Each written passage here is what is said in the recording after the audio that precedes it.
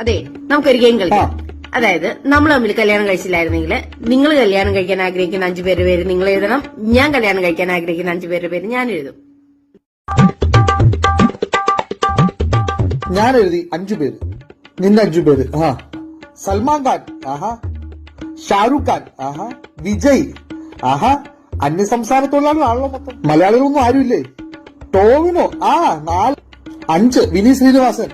നീ ആളുടെ വായിക്കട്ടെ. എന്റെ വായിക്കണ്ടോ? വായിച്ചല്ലോ. ഗെയിം ആവുമ്പോ രണ്ടുപേരും വായിക്കണ്ടേ? റേഷൻ കടക്കാരൻ സിബിയുടെ ഭാര്യ സിസിലി, മനോജിന്റെ ഭാര്യ രമ്യ, അപ്പുറത്തെ വീട്ടിലെ